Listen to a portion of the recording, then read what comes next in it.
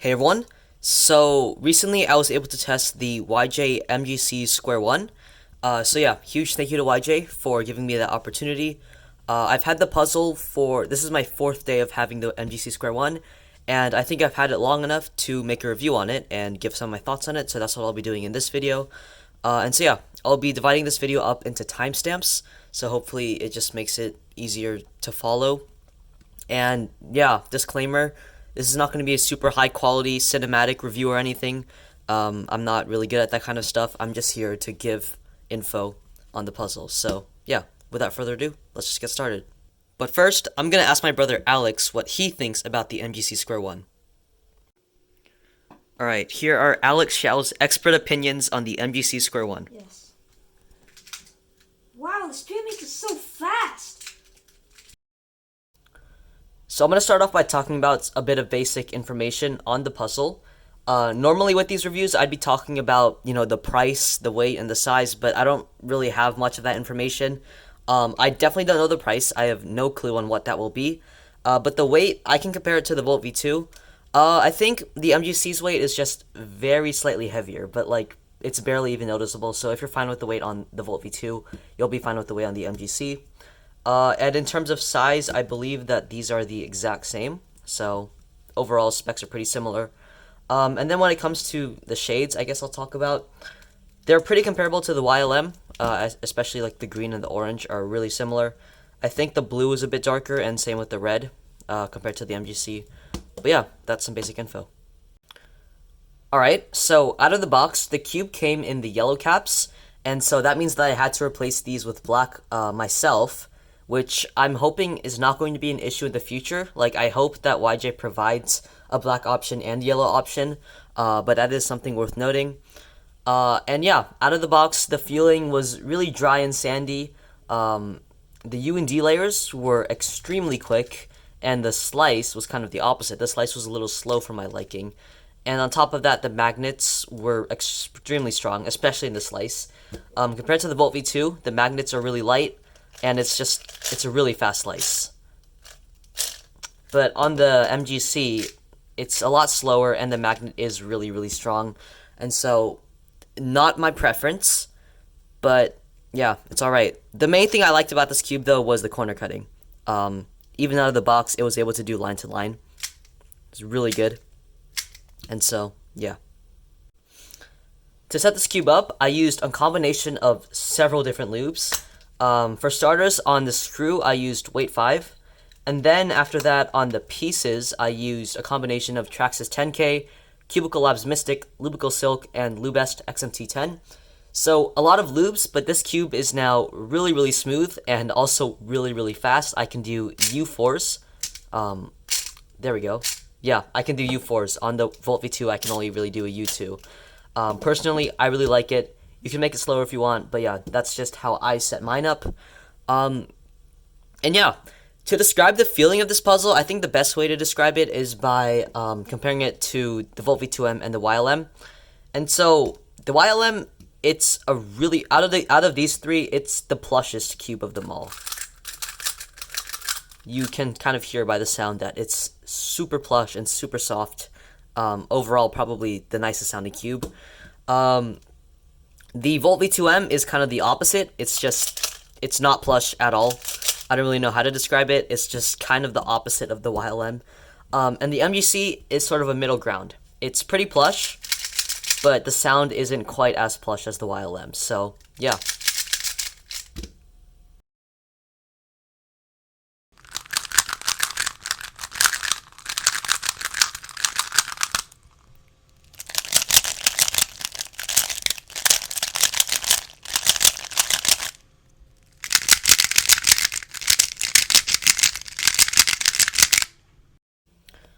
So one of the most prevalent concerns about this puzzle is whether or not it pops, and unfortunately I have to say that those rumors are true. It does pop.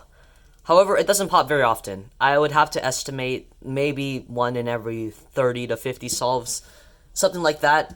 And on top of that, I tend to have really loose tensions and a really rough turning style. And even with my rough turning style and loose tensions, and the fact that it only pops pretty rarely, I think that's pretty reassuring. I think for the majority of people, this won't really pop that much at all. And so, yeah, I wouldn't worry too much about that. However, I've had some weird scenarios where the edge would kind of misplace itself, like it would almost pop, but not quite. I'll show you what I mean, and it's just been kind of weird, but yeah.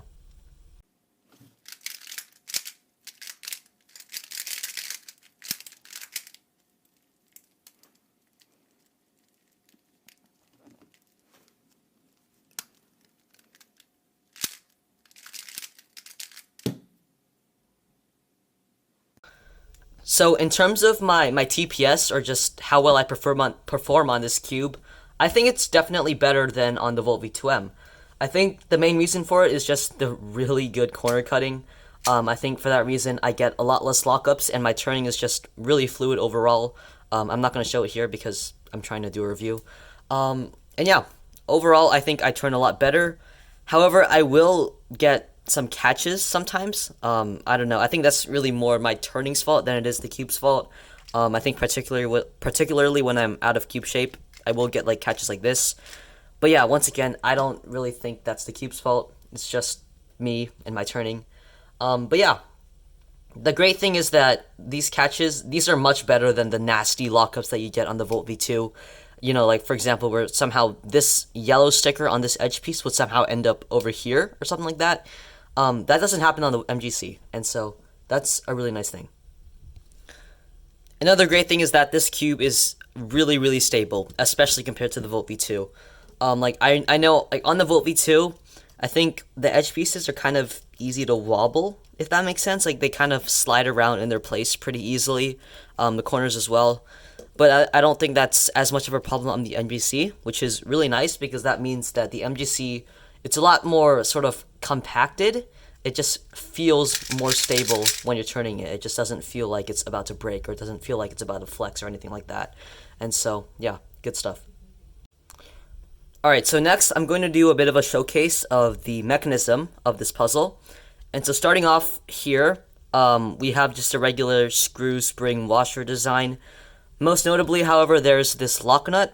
What I really like about this lock nut is that it's a pretty thick piece of plastic, which means it's not going to snap. Because on the Volt V2, it was a really thin rectangular piece of plastic, and it's really prone to snapping. Most of you have probably had issues with your lock nut snapping, but that is not going to be an issue on this because just look at this. This is not going to snap, I don't think. And so, yeah. So I'm going to take this apart now. Hopefully I don't get much to fall off. I'm going to show you what the corners and the edges look like. And so, here's a corner. I don't really know what to comment about on this, but you can just take a look at that. Yeah, it's really interesting looking. Here's an entire half of the cube. And then here is an edge piece.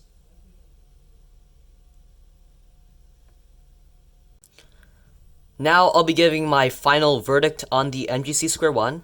This verdict will be composed of whether or not this is my main and the rationale behind it, as well as whether or not I'd recommend it to you.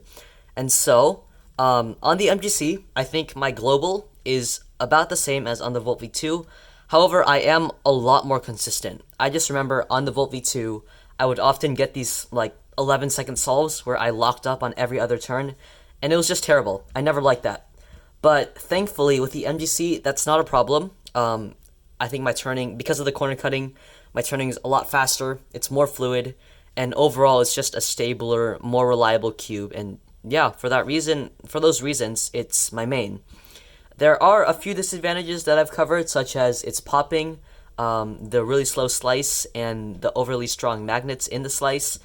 However, none of those issues are really major enough for me to be worried. I think the really godlike turning kind of overrides any of those disadvantages. And so, yeah, regardless of those disadvantages, this is still my main. So, now, would I recommend this puzzle to you? Short answer is yes, I would recommend this puzzle to probably 99% of you.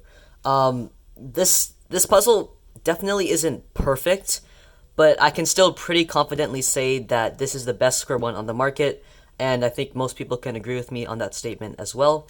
I also know that MGC puzzles tend to come at really reasonable prices, so hopefully that's not going to be an issue.